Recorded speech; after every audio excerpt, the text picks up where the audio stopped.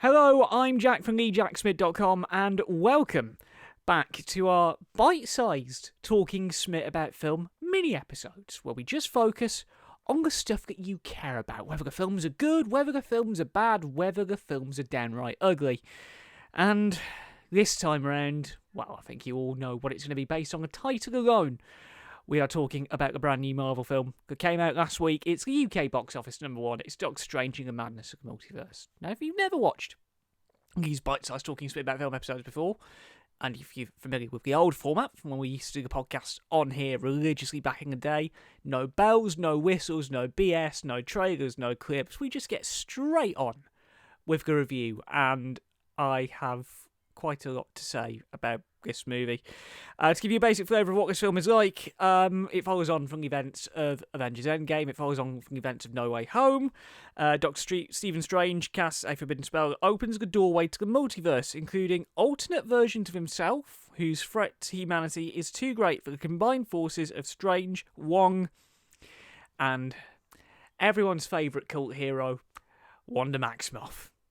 Yes, you really do need to have seen WandaVision to really understand the levels of chaos that are going on in this film. Let's put it like that. It can only be that time of year. I mean, we always expect a Marvel film to come out around end of April, start of May, and another entry into the esteemed MCU. I believe this is film number 27 at this point. When Doctor Strange 1 came out in 2016, a lot of the critics said it was a breath of fresh air and a very different kind of tone to what we'd seen in the Marvel origin stories to that point, and I was one of them. I loved the first Doctor Strange film.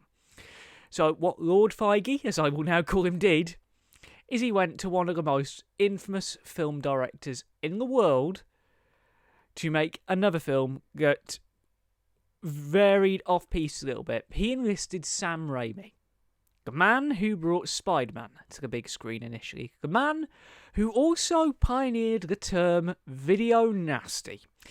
And if you don't know what a video nasty is, I'd advise you click on the link at the top left of the screen and watch the home video episode of The Journal that we did back in Series 2. Because the video nasties of the 80s, and especially Evil Dead, let's just say that it shaped a whole era of film here in England. So we got Sam Raimi, and, well, pour yourself a cup of Earl Grey, we might be here for some time.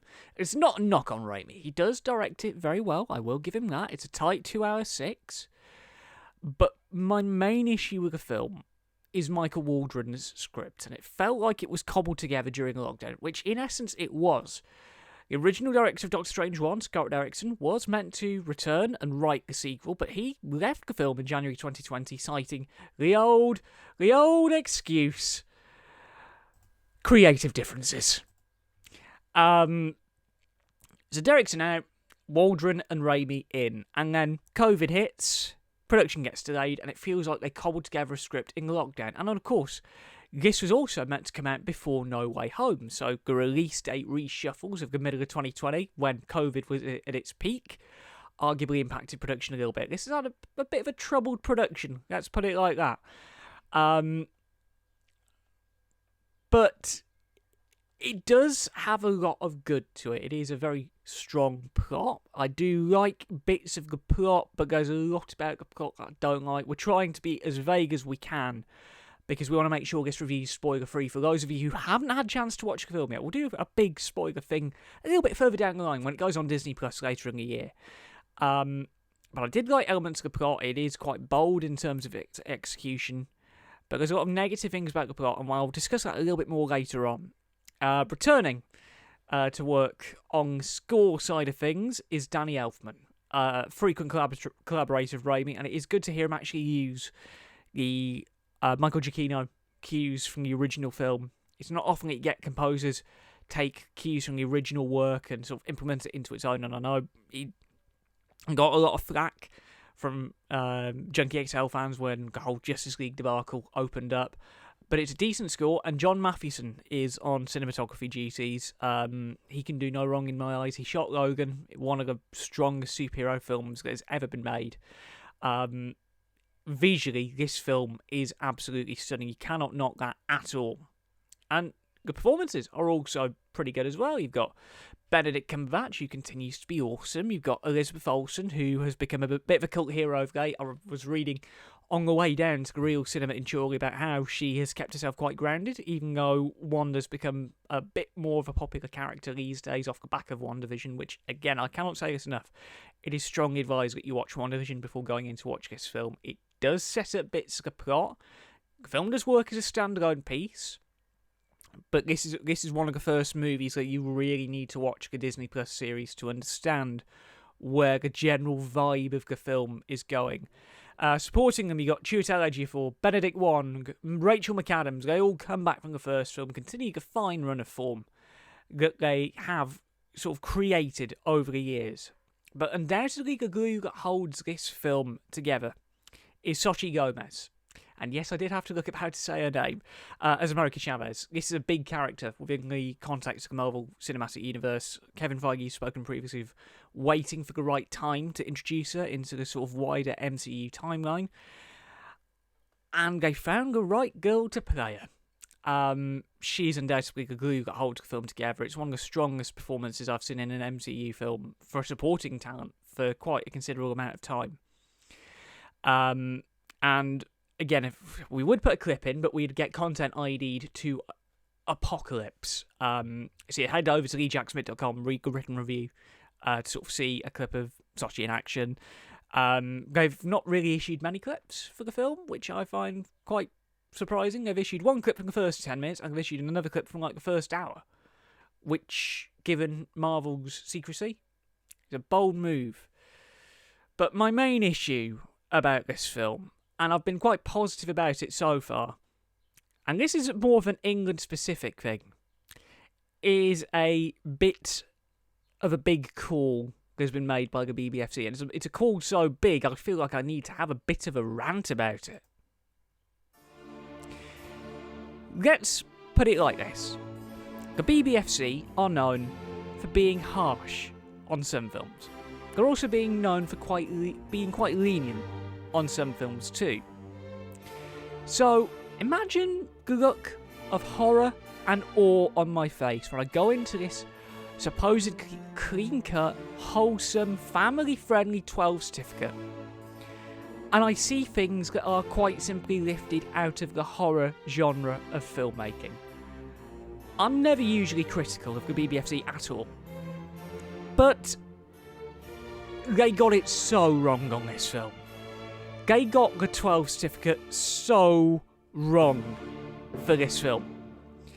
Because there are moments that are borderline 15 certificate points. The whole last hour, there are jump scares, there are very graphic sequences, there are things that feel like they've been lifted out of Raimi's previous works. I mean, there are references to Evil Dead, there are hands popping up through the ground, there are zombies, there are all sorts of crazy things that I'm surprised they're allowed to get through at 12 and cut. And I know some of the trailers for this film were 15 certificate, and I do not blame the BBFC. They've got to be quite harsh on the trailers for understandable reasons. We debated about this with Venom last October in a Cinema 101. But I do not feel comfortable letting kids as young as 8, 9, 10-year-old see this film unaccompanied. We're at a point now. This has to be a watershed moment where we look at 12A as a rating again. Because I've said it once and I'll say it again, the cinema is not a babysitter. If I had kids, I would not feel comfortable letting them watch a movie like this. Especially from a reputable outlet like Marvel. It's a film that goes too dark too quickly. I'm not sold on Phase 4's direction yet. And sure, I know they're going to redeem themselves with Thor: Love and Thunder a little bit later on in the year. It's all on Taika Waititi now. But I really wouldn't feel comfortable at all letting children watch this film unaccompanied.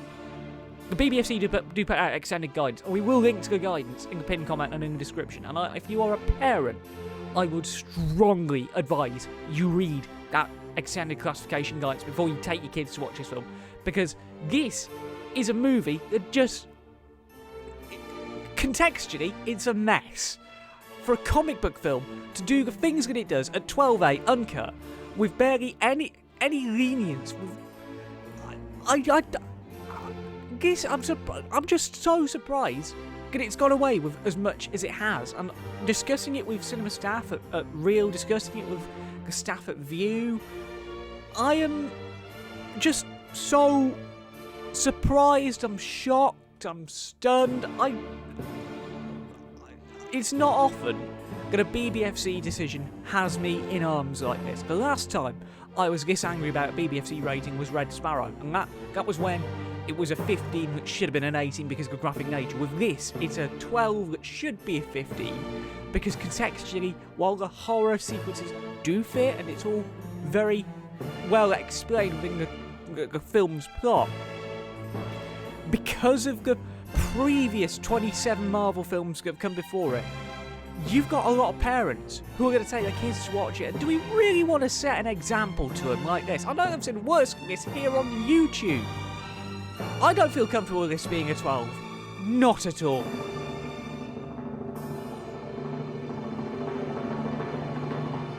It's been a while since I've done a rant like that, ladies and gentlemen. But it is one of those kinds of movies, and I cannot say it enough, if you are thinking about bringing young kids to watch this film, read the guidance at bbfc.co.uk, read it letter for letter, because they do explain how they came to the rating, and in fact, I'm just going to say, do it on every film you watch. Make it best practice, because the cinemas don't promote it, so it's up to critics like us to say it. But while it is a visually stunning film, the plot and the dark nature of this movie left a lot to be desired, and it left a very sour taste in the mouth afterwards. I mean, I had to wash it down with a cup of Earl Grey afterwards. I'm still not sold on Phase 4's direction. Full stop. Taika Waititi has to do something big with Love and Thunder on July 8th. Park the marathon. Whoop whoop. To convince me on Phase 4's general direction. But as it stands, I'm not sold on Phase 4 at all. Marvel have gone too far too quickly in my eyes, especially after some of the scenes in Eternals as well. To rate this thing, again, this is a relatively new format, so we know a lot of you are very new around here. We don't go for star ratings here on Talking Smit About Film. We have a bit more of a flat review scale. So we've got not worth watching, wait for DVD, worth a watch, should be watched, go out and see it now, and masterpiece. I'm going to say that it is worth a watch. It's been a while since we brought the sound effects out. It is worth a watch, but please do your research before going in to watch this movie, because the BBFC have made some bold calls on this movie, and importantly, if you are bringing anyone under the age of 12 to this film, don't even think about it. 12 means 12 on a film like this. If you do have kids under the age of 12, wait until it comes out on Disney+. Watch it for yourself, then make the informed decision. That's ultimately what the BBFC guidance is there for at the end of the day. So that's my views on Doctor Strange and the Madness of the Multiverse. Let us know what you thought in the comments below, because I do enjoy actually reading some of the comments on these particular solo reviews, because the one that we did for The Lost City went down very well. We're going to do one a little bit later on this week for The Unbearable Weight of Massive Talent, the Nicolas Cage film that came out a little while back. I really did enjoy that film, and like I said, we're gonna do one of them for Unbearable Weight. That will come out on Friday, and then next Tuesday we have a brand new episode of the Journal for you all to enjoy. It's a busy week here at Smit HQ, and we can't wait to get some more content off the production line for you all to enjoy. But until then, my name's been Jack from TheJackSmit.com. That was my thoughts on Doctor Strange, and until next time, we'll see you at the movies.